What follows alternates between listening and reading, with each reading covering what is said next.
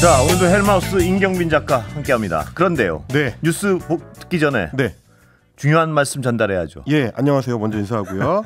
자, 이번 주와 다음 주 청취율 조사 기간입니다. 예. 그래서 청취해 주시는 여러분께 선물을 드리려고 하는데 오늘은 방송 중에 좋은 의견을 남겨주시거나 날카로운 의견을 보내주신 분들 가운데서 총 5분께 커피 쿠폰 그리고 총 3분께는 치킨 세트 쿠폰을 보내드리겠습니다. 예. 자, 문자는 샵 8001번으로 그리고 짧은 문자 50원, 긴 문자 100원의 정보 이용료가 있다는 거를 참조하시고 보내주시면 되겠습니다. 자, 뉴스 갈까요? 네, 뉴스. 예. 윤석열 대통령하고 홍준표 대구시장 사실 예. 이제 지난 대선에서 이제 두 사람이 강하게 맞붙었었기 때문에 뭐 이제 정권 바뀌고 나서 한동안은 그렇게 썩 유쾌한 관계는 아니었던 걸로 알려져 있는데 알고 봤더니 이 두 사람이 지난 16일 저녁에 서울 모처에서 만찬 회동을 했다라는 게 확인이 됐습니다. 약 4시간 정도 국정 전반에 대해서 그리고 이제 총선 후에 어떤 대책을 세워야 될지 내각은 어떻게 인선해야 될지 이런 것들에 대해서 두루두루 이야기를 나눴고 배석자가 따로 없이 그러니까 두 사람만 별도로 4시간에 걸쳐서 저녁 식사를 했다라는 얘기입니다. 예. 이 회동이 사실 뭐 윤석열 대통령이 총선 전부터 제안을 했었는데 여기에 대해서 이제 총선 전에는 홍 시장 입장에서는 여러 공정성 시비 때문에 만나는 게 조금 부담스럽다라고 해서 총선 끝난 뒤에 회동이 이루어졌다라고 하고요. 이 16일이 왜 중요하냐면 윤석열 대통령이 그날 이제 오전에 국무회의 모두 발언에서 올바른 국정의 방향을 잡고 이걸 실천하기 위해서 최선을 다했음에도 국민들께서 체감하신 만큼의 변화를 만들어내는 데는 네. 모자랐다. 일종의 이제 간접 사과, 우회 사과 정도를 했었던 그날이었기 때문에 그러면 저녁에는 대구시장을 만나서 어떤 이야기를 나눴느냐 이게 조금 주목을 받는 상황입니다. 예. 근데 이제 두 사람이 나눈 이야기 중에서도 제일 주목을 많이 받은 건 총리 후보와 비서실장 후보를 홍준표 시장이 추천을 했다는 건데요. 예. 한참 이야기가 나왔었던 김한길 국민통합위원장을 총리 자리에 그리고 장제원 국민의힘 의원을 비서실장 자리에 홍 시장이 추천을 했다는 겁니다. 많이 거론되던 분들인데요. 그렇습니다. 지난 주말부터 사실은 이제 이야기들은 나오고 있었는데 예. 본격적으로 특히 이제 장제원 의원에 대해서는 어저께 비서실장이 유력하다 혹은 대통령이 결심했다 뭐 이런 보도들도 나왔었지 않습니까? 그 후로는 또 잠잠합니다. 근데 그렇습니다. 그러니까 왜냐하면 거기에 대해서 또 장제원 의원이 곧바로 그런 제안을 받은 적이 없다라고 이제 해명을 하는 바람에 또 약간 수면 아래로 그리고 이제 했습니다. 또 저 박영선 총리설 뭐 이게 또 후끈 달아올라가지고 새로운 또, 얘기들이 또 추가가 되고 있고요. 예. 뭐 어쨌든 이런 이야기들이 그 홍 시장을 만난 전후에서 조금 더 적극적으로 제기가 됐었기 때문에 홍 시장의 어떤 발언 혹은 뭐 추천이 영향을 미친 거 아니냐 뭐 이런 해석들도 있는데 물론 이따가 여당 의원 모시면은 네. 야당 의원 모시면은 제가 여쭤보겠지만 김한길 총리의 경우 인준이 쉽지 않을 것 같은 느낌이 좀 드는데요. 예. 김한길 총리 후보가 된다면 된다면 이따 야당 의원들 보면 제가 하나씩 여쭤보겠는데 말씀하신 대로 사실 이제 민주당 내부에서도 뭐 김한길 전 대표 새정치민주연합 당시에 이제 대표를 지냈었는데 전 대표에 대해서 감정선이 그렇게 이제 좋지는 않은 상황이어가지고요. 뭐 이게 인준이 가능할지는 잘 모르겠습니다. 그러니까 여기 여러 가지 벽이 있는데 홍준표 시장이 추천했다고 윤 대통령이 받아들일 것이냐가 1번이고 받아들인다고 해서 올리면 또 야당이 인준에 협조할 것이냐가 또 2번인데 2번은 진짜 쉽지 않은 것 같아요. 언뜻 봐도. 예. 네, 뭐 인사에 관해서는 그렇고 다만 이제 저희가 오늘의 이 보도에 대해서 주목을 하는 이유는 일단 공개 시기입니다. 16일에 만났는데 지금 이제 18일에 만났었다는 사실이 공개가 된 거고요.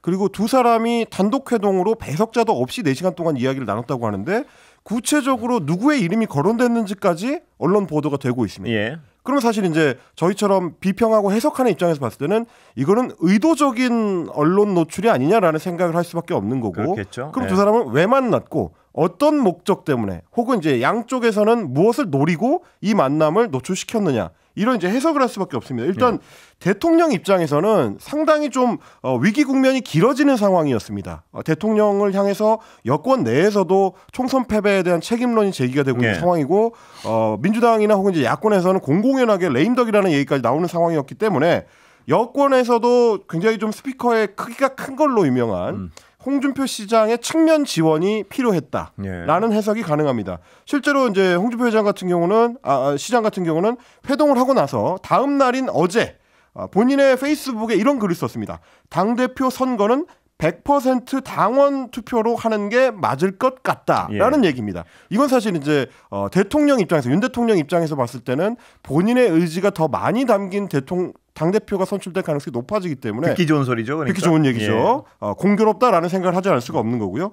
홍준표 시장 입장에서도 지금 총선 참패가 윤 대통령의 실패로만 귀결이 될 경우에는 다른 자신의 어떤 대권 경쟁자를 키워줄 우려가 있습니다. 특히 이제 한동훈 비대위원장 같은 경우에 그렇게 되면 이제 책임론에서 조금 더 자유로워지는 거라서 중장기적으로 대권 경쟁자를 방치하는 문제가 생길 수가 있기 때문에 가능하면 좀 견제를 해둘 필요가 있다. 그러기 위해서라도 윤석열 대통령이 총선 패배 전국 속에서 오래 빠져 있는 거를 방치하면 안 된다. 이런 판단을 했을 수가 있다는 거고요. 그렇게 해서 이제 인사청문회 전국으로 약간 국정의 어떤 분위기를 전환할 필요가 있지 않느냐, 이런 고려를 했을 거다라는 생각이 드는 겁니다. 그리고 요새 홍준표 시장이 어떤 한동훈 전 비대위원장을 연일 타격하고 있지 않습니까? 그렇습니다. 그 상황과도 맞물려면 또 앞뒤가 맞아 떨어지고요. 총선 직후부터 상당히 이례적으로 한동훈 비대위원장을 직접 거명하면서 직설적이고 굉장히 과격한 언어로 계속 어떤 때렸습니다. 그렇습니다. 뭐 예를 들면 지난 13일 같은 경우인데 이렇게 페이스북에 썼습니다.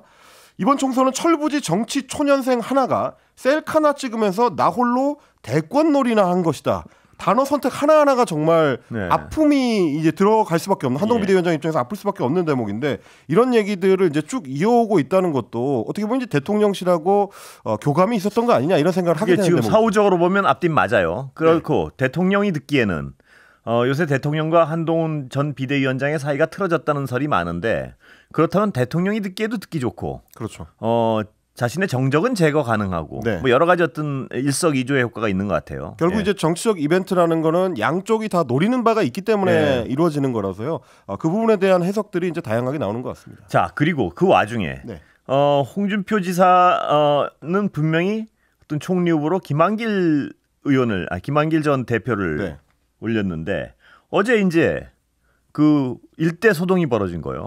박영선 전 장관하고 박영선 전 장관이 총리 후보가 돼야 된다. 총리 후보로 거의 뭐 지명될 가능성이 있다. 검토되고 있다. 뭐 이런 그 말을 여권에서 흘렸는데 그 도대체 누가 흘렸을까를 가지고 오늘 하루 종일 시끄러웠단 말이에요. 그렇습니다. 일단 천하람 개혁신당 당선자 같은 경우는 소위 이제 김건희 라인이라는 단어까지 사용을 해가면서 이제 비선의 개입 가능성, 혹은 뭐 대통령실 내부에서 이제 별도 라인의 개입 가능성을 얘기를 했습니다. SBS 라디오 김태현의 정치쇼에 인터뷰를 했는데, 김건희 라인이 박영선 총리 등을 검토한 걸로 생각을 한다, 이런 취지의 발언을 했고요. 지금 얘기들이 인사 라인이 아니라 홍보 기획 라인에서 나온다는 설이 돌고, 홍보 기획 라인은 아무래도 김건희 여사의 입김이 상당히 좀 세게 들어간 것 아니냐라는 얘기가 돌고 있기 때문에 여기에는 김건희 여사의 어떤 입김이 돈다라는 그 해석이 되겠습니다. 그러면서 대통령께서 현재 참모진에 그다지 만족하지 않는 상황에서 김 여사와 많은 상의를 하고 계신 것 아닌가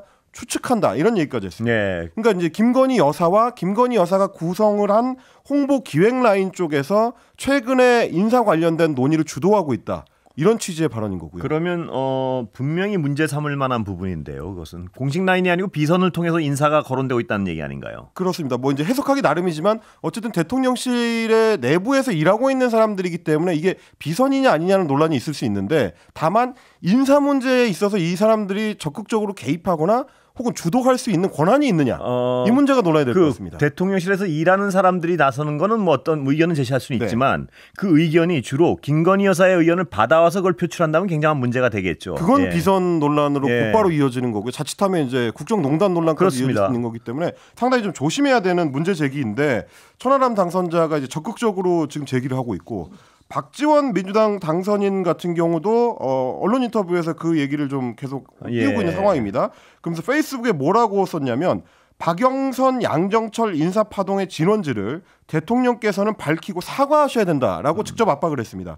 반성은 없고 흘려보기, 간보기, 위장 협치, 야당 파괴 공작, 그래도 노력을 했다는 꼼수로 결국은 자기 사람을 등용하는 사술이 계속되고 있다. 그러니까 지금 이제 내세우고 있는 박영선 기용설이라든지 양정철 기용설이라든지 이런 거는 일종의 연막 작전이고 실제로 기용하고 있는 자기 사람을 뒤에 숨기고 있다. 뭐 이런 취지의 이제 발언인 건데 여러모로 최근에 이제 이름들만 쏟아져 나오고 있는 이제 인사 관련된 난맥상에 대해서 야권에서 상당히 좀 우려 섞인 어떤 시선을 보내고 있고요.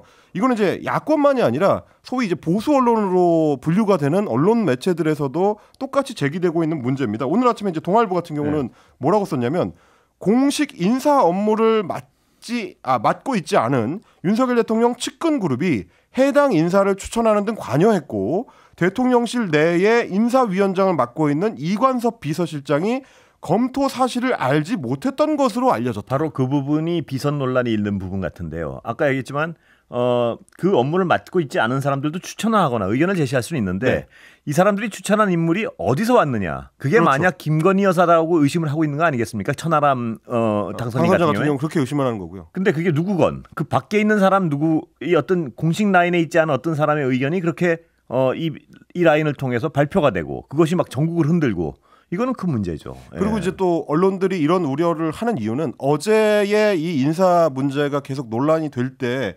대통령실 내부에 혼선이 있었기 때문입니다. 처음에 이제 오전 5시 30분, 뭐 6시 뭐 15분 뭐 이런 식으로 단독 보도들 2개가 이제 나오고 그러고 나서 대통령실 대변인실에서 이걸 이제 부정을 했거든요.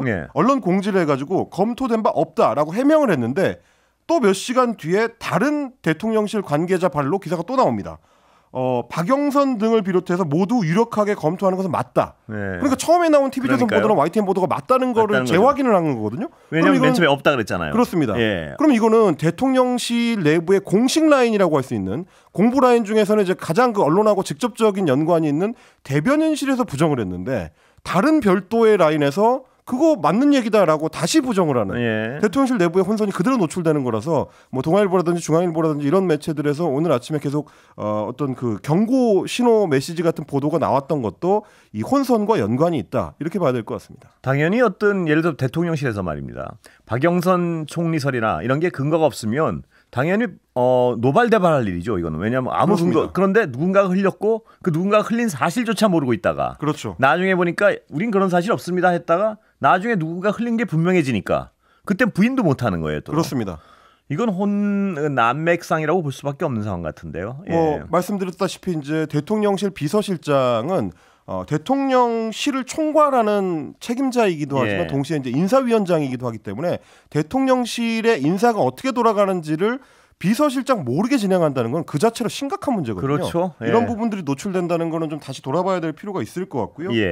그럼에도 불구하고 총리설의 주인공이 된 박영선 전 장관 같은 경우는 오늘 좀 묘한 반응들을 내놨습니다. 어제까지는 소설이라 그랬죠. 네, 어제 이제 박영선 전 장관 측의 인사가 언론에 이야기한 걸로는 이제 소설이었는데 본인 얘기가 아니었었나요? 어제 소설이란 얘기는? 네, 측 인사의 이제 이야기였습니다. 그런데 이제 오늘 본인 얘기가 나온 건데 지금 일본 오사카를 들러서 한국에 들어올 예정인데 오사카에서 페이스북에 글을 썼습니다. 근데 그 중에 좀 의미심장한 대목이 있는데 지금 대한민국의 미래를 생각한다면 너무도 중요한 시기여서 협치가 기묘하다고 생각한다. 협치라는 단어가 등장을 하면서 그러면 이제 본인이 혹시 그런 어떤 협치의 상징으로 총리를 제안을 받는다면 받아들일 수도 있는 거 아니냐라고 그런 뉘앙스로 들리죠. 네, 그런 부분이고 거기에 대해서 이제 오사카에서 따라붙은 기자들이 이제 질문을 했습니다. 그 얘기를 물어봤더니 지금은 할 말이 없다. 여기서 중요한 건 또 지금이죠. 지금 은이죠, 은.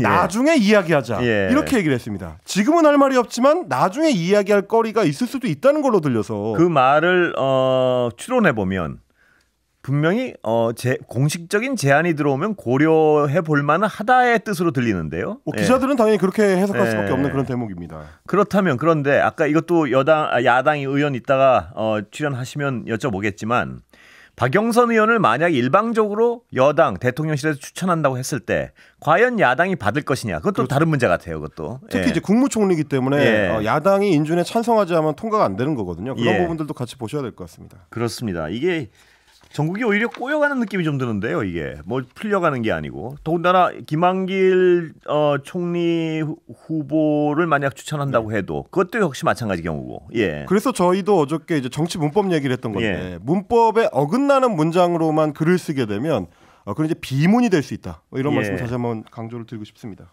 그리고 이러다가 결국 또 현 총리 유임설 이런 얘기가 농담 반 진담 반으로 나오는 것 같아요. 벌써부터 아직 추천도 아무도 안 됐는데 벌써부터 야, 이 사람도 안 되고 저 사람도 불가능하면 또 총리 유임으로 가는 거 아니야? 이런 얘기까지 나오는 것 같습니다. 물론 이건 추론하는 분들이 대통령실에 나오는 얘기는 아니고요. 이렇게 얘기만 많이 나오고 결국 흐지부지 되는 게 가장 안 좋은 신호이기 때문에 대통령실에서 그 부분은 좀 진지하게 고민을 해야 될 것 같습니다. 그렇습니다. 현실에 부딪히면 유임 가능성도 배제할 수는 없다는 게 이 관찰자들의 얘기 아니겠습니까? 평론가들의. 예. 자, 대통령 지지율이랄까요? 평가는 또 안 좋아졌습니다. 더 많이. 엠브레인 퍼블릭과 K-스탯 리서치, 코리아 리서치, 한국 리서치가 조사하는 그러니까 이달 15일부터 17일까지 조사를 했습니다. 전국 만 18세 이상 남녀 1,004명을 대상으로 해서 전국 지표 조사를 했는데 윤 대통령의 국정 운영에 대해서 잘하고 있다라는 응답은 27%, 30%의 벽이 깨졌고요. 잘못하고 있다는 응답이 64%로 2주 전에 이 조사에 비하면 긍정평가는 11%포인트가 내렸고요. 부정평가는 9%포인트가 올라서 급격하게 엇갈리는 양상을 보였습니다. 그리고 이제 정당 지지도도 국민의힘 같은 경우는 지난 2주 전 조사에 비해서 7%포인트가 하락을 해서 32%, 민주당 같은 경우는 3%포인트가 올라서 32%를 기록했습니다. 자세한 내용은 중앙선거 여론조사 심의위원회 홈페이지를 참조하시면 되겠는데 그만큼 이제 선거의 후폭풍이 여론조사에도 직접적으로 반영이 되고 있다. 어떻게 보면 이제 보수층에서 여론조사에 응답할 어떤 마음의 여유가 없을 정도로 그렇겠죠. 상당한 타격을 입은 거 아니냐. 이 정도면 거의 정말 진 바닥인데요. 네, 해석을 할 수 있을 것 같습니다. 예. 그런데 대통령이 그 국무회의 발언 때문에 굉장히 비판을 받지 않았습니까? 네.